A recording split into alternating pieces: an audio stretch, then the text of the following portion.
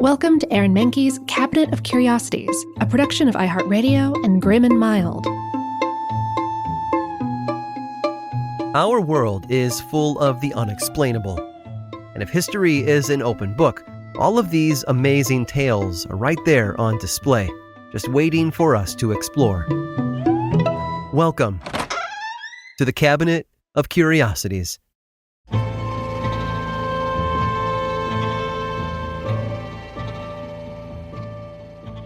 The majority of Americans will be pulled over by the police for speeding at least once in their lifetime.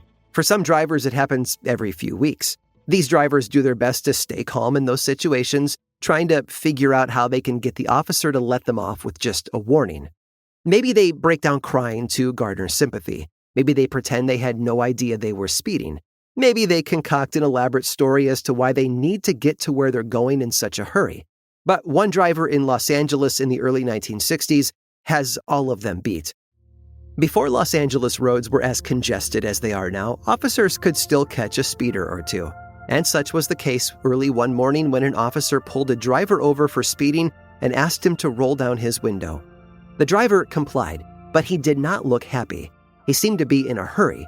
When the officer asked him where he was going, the man yelled back, "To my spaceship." Honestly, it seemed like the man was out of his mind. But beyond that, the officer had no idea what to make of him. The driver was unusually handsome, with coiffed hair that allowed for a single strand to fall stylishly across his forehead, and his outfit was very strange. The driver wore a bright green cardigan of sorts, with gold rings on the cuffs and nothing underneath. On his lapel, there was some kind of a pin, shaped like a triangle.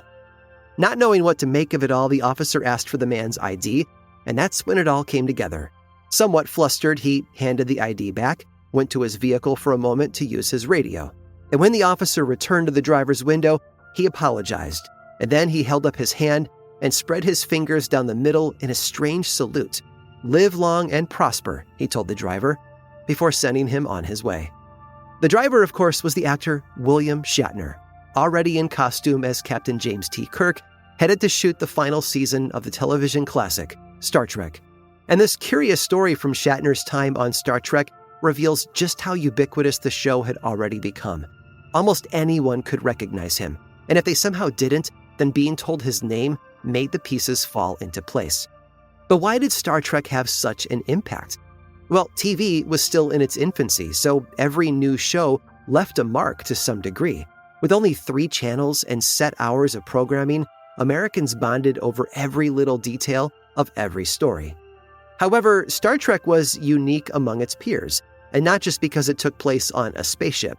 The show, created by producer Gene Roddenberry, portrayed a utopian vision of the future where humanity had put aside their differences, abandoned capitalism, and headed to the stars to seek out other civilizations. Honestly, it's little wonder that fans united so passionately around a show with that sort of message. Most people, both then and now, believe that our world could become something better. To see it portrayed that way on the screen was both empowering and encouraging. And that's what has made Star Trek such a powerful vision, because nothing is more infectious than hope. And if that meant giving William Shatner a pass on a speeding ticket, well, I think that's the least we can do.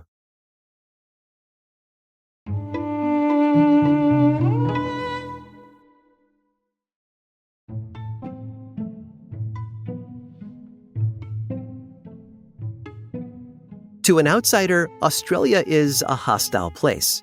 Unforgiving desert heat with wildlife that can seem like something out of a nightmare, especially if you're afraid of spiders. It's no surprise that the British chose this place for a penal colony while expanding their empire. Anyone sentenced to transportation would be sent to the colonies there, never to see their home again. But even for the Englishmen who saw Australia as a new vision of hell, there was some hope. People had lived in Australia for a very long time, long enough that the arrival of a global superpower couldn't entirely extinguish them. To the Aboriginal people of this continent, the dry and inhospitable land wasn't hell, it was home. It was the British who brought hell with them. Transportation to penal colonies would fall out of fashion in the early 19th century, colony by colony, although it still had some strange ripple effects even years later. In 1842, for example, explorer Andrew Petrie was traveling through Wide Bay by boat. Petrie already had amassed quite the reputation as an architect, and for a long time now he'd been supervising prisoners until his fascination with the landscape of Australia pushed him to become an accomplished explorer.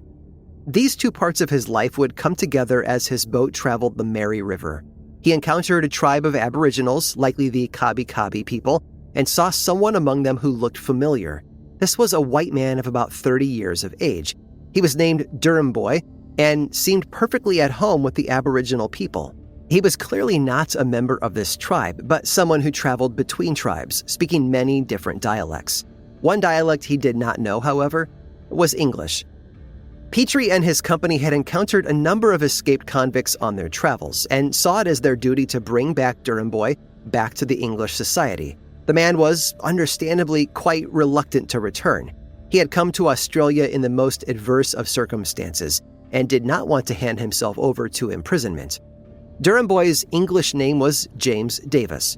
He was born in Scotland and at the age of 12 had been sentenced to transportation for stealing from a church box. He served 2 years in New South Wales, only to be convicted for theft again and relocated to Moreton Bay, which is today known as Brisbane.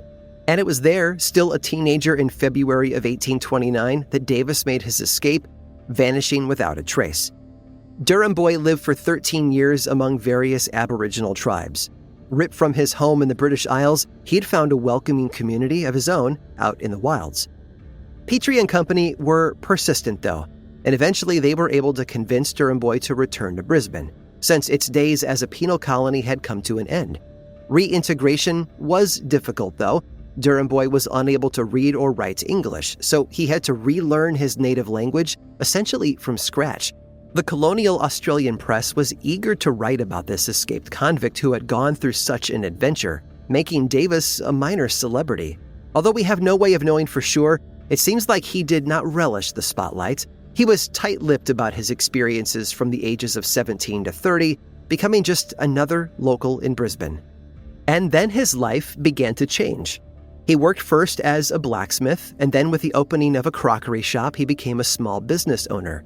His most profitable and perhaps controversial occupation was as a guide to settlers, showing colonists to desirable land out in Wide Bay. Now, we have no way of knowing how his former companions among the Aboriginals felt about this, or if they had any opinion at all. His life seems, in hindsight, to be purely pragmatic, going from place to place in order to survive. And there are hints that he didn't completely forsake his Aboriginal life. While working in Brisbane, he would occasionally serve as a court interpreter for legal cases involving Aboriginal issues. Perhaps in some small way he felt that he could protect the people who had given him a home all those years before. Or perhaps it was just another way to make money. We can never know for sure. Davis ultimately died a wealthy man, although much of his life remains a mystery to us today. Whether as an Australian Robinson Crusoe or a tenacious opportunist, he serves as an example of the boundaries that still exist between Indigenous and colonial powers. He lived a curious life in a difficult world, and for a brief moment showed us that everyone wants the same thing: a place to belong.